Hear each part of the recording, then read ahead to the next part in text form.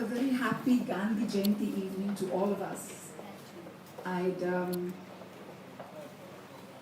Your Excellency and Young Amat Prabhar here, Brother Datuk Sri Anwar Ibrahim, Your Excellency, the High Commissioner of India. I see many old and new friends here, respected ministers of the Government of Malaysia, respected members of Parliament of the Government of Malaysia, Your Excellencies, the heads of various missions in this country, dear friends. I'd like to start with my heartfelt thank yous to the Indian High Commission for having invited me to speak on this extremely special occasion and in such august company on the impact of a very, very dear child of the world who happened to be born in India, our beloved Gandhiji, and his impact on a beloved and great son of Malaysia, my father, Tumbirasamy Thiringana Sambanthan. To be honest, I've been allotted 5 minutes and I'm hoping it's a little bit elastic because my father had 40 years of service, and to condense that with the context of the great Gandhiji's influence on him into that elastic time space is a bit of a challenge. So what I'm going to do is, we're just going to take a few quotations and special messages of Gandhiji and try to explore the impact that it had by reference to 3 of my father's favorite things. So to start, I love this quote of Gandhiji's: if you want real peace in the world, start with children. If you want real peace in the world, start with children. And this becomes even more special because it resonated with another great son of India, Dr. APJ Abdul Kalam. My father's first foray into public service in this country, the first known foray, was the establishment of a very special and innovative Tamil primary school in his birthplace of Sungai Siput, which was at that point a terribly notorious small town in the silver state of Perak. And it was notorious because in 1948, the Malayan state of emergency started with the murder of a planter in my hometown. So we were special always. But my father came back as a graduate from India, from Annamalai University, filled with ideas of what he should bring to this, his birth country, from that, the country of his father. So he was full with experience, new ideas. He was extremely passionate about the role of education in the upliftment of poverty and as a creator of opportunity. So he wanted to give the children, the Tamil-speaking children of Sungai Siput, a head start in life with sterling educational facilities. Now this new school, before I tell you about the new school, I should tell you about the old school. The old school for Tamil-speaking children was one classroom for children of all ages and classes. No field, no extracurricular activities, nothing particularly interesting.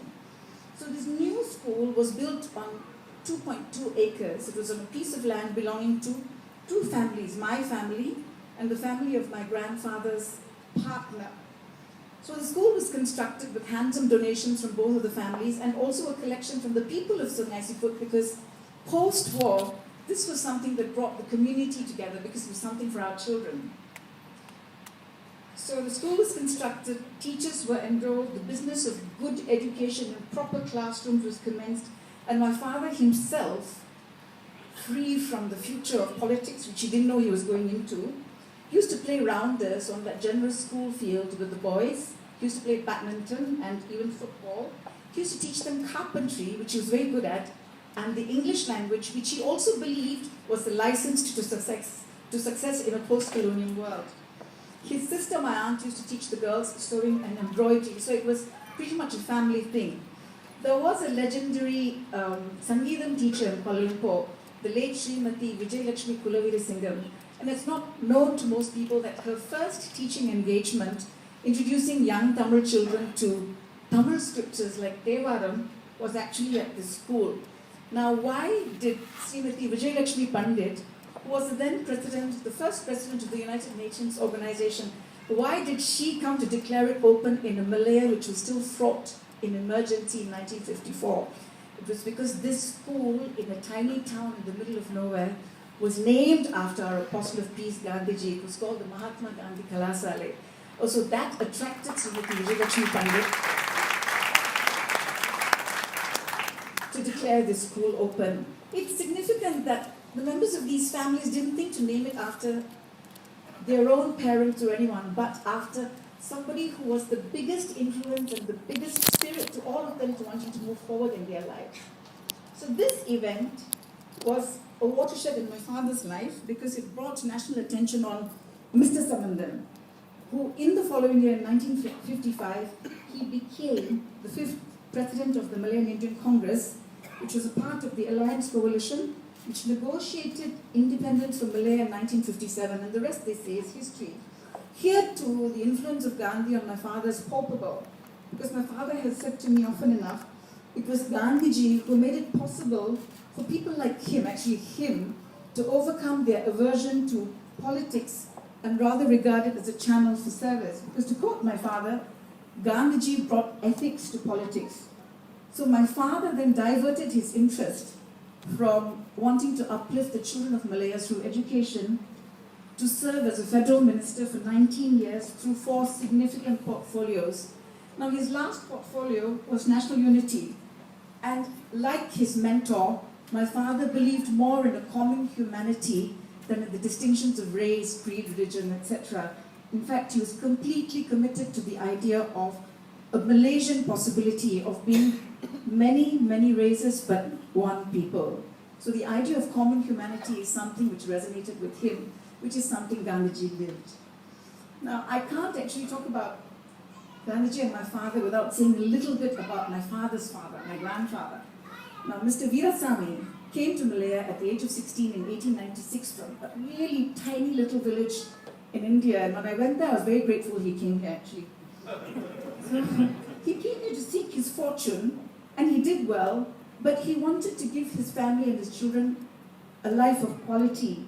He adopted Gandhian values. He spun and he wore khadi. He renounced caste, he renounced class, and he set the tone because he wanted his children and anyone who came into his contact to be guided by the values of the young, vibrant, self-determining nationalism of Gandhiji, of Gurudev Rabindranath Tagore, of the great Tamil poet Subramanya Bharati, and Netaji Subhas Chandra Bose, and these were the principal rock stars of that era, though there were other names as well.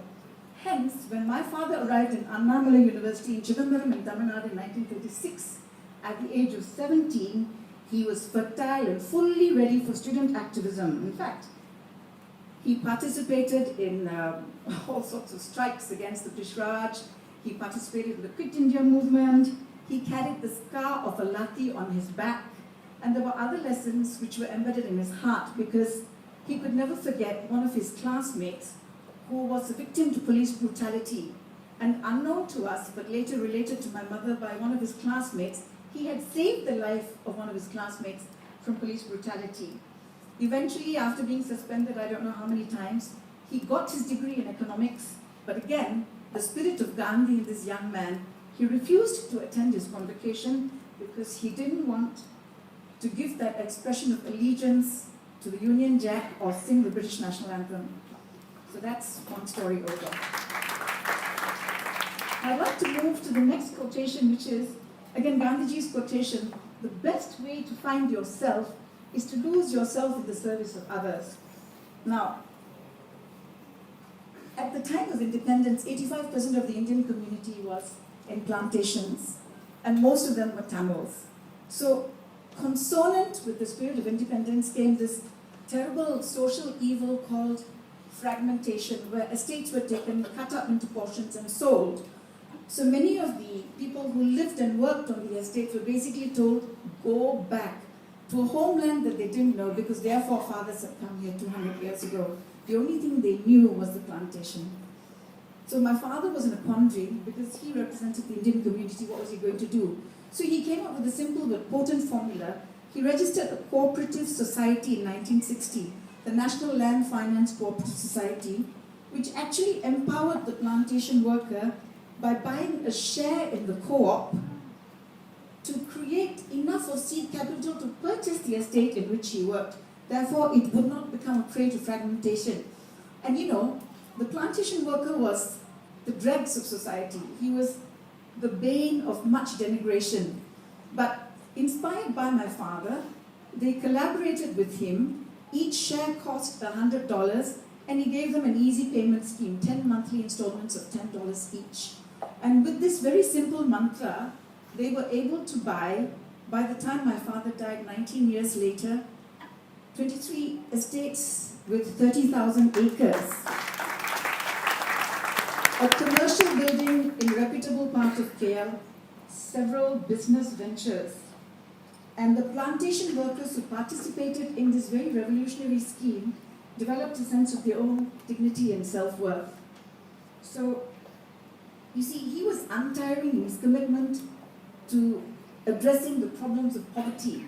But my father felt that the greater poverty was the penury of the heart, as he said in Tamil, it's idayatthil irukkum varami.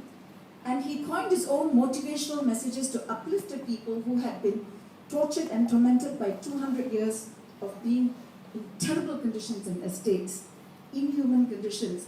But he used to say to them, "Yerayanalum korayalla," which is, even if I am poor, I am not a coward. So this takes me to the next quotation of Gandhiji's, which is, "The future depends on what you do today." So my father used the co-op to invest in the children of members. He arranged for scholarships, he arranged for educational loans, and just before his death in 1979, he arranged for young women from each of the NLFCS estates to be sent to Avinashalingam College in Coimbatore to be given special training in early childhood education so that special kindergartens could be set up in each of the estates upon the conclusion of their training to give the children of plantation workers a head start in life. It's one of the sad ironies of fate that he had left by the time the teachers came back from their training. And in all of this, he encapsulated yet another famous message of Gandhiji, which was in the presentation, which is, be the change that you want to see in this world. Now, my final tale, yes, I am coming to an end, is on a very much more personal note. My father was completely fascinated, and he used to read widely, and he was very into cultural things, dance, music, and all that. He was fascinated by the cultural impact of Lord Rama and the Ramayana through this Southeast Asian region, which has been the home of my family for more than 100 years. As a child, he made many versions of the Ramayana available to me, not only Western and Indian, but also the Thai version and the Khmer version. And he used to feel it very strongly that Gandhiji, the great Gandhiji, what was his sustenance? He was sustained by the Ramanam, the chant of the name of the Lord. And my father used to say that the potent Ramnam, through Gandhiji, brought the British Raj to its knees and released India from the shackles of commercial and administrative slavery. India thereafter became an iconic new nation. It became a flame, which then began the chain reaction of so many other colonies achieving independence, including our own little Malaya, later Malaysia. To sum it up, my father's life of service to the community he represented and his message to them that by becoming citizens of Malaya, they could chart their own destinies. In addition to contributing to the destiny of this nation, he also served his nation through the many ministries and through so many things which I can't record now. And this exemplifies not only Gandhiji's influence and inspiration on my father, but also what may be described as Gandhiji's most famous quote, which is, "My life is my message." So, dear friends, thank you for listening to me, and I'd like to conclude with this wish from my heart. May Gandhiji's life and message, in the way that it inspired my father, continue to inspire new crops of leadership to uplift the communities of this world. Thank you so much, and namaskar.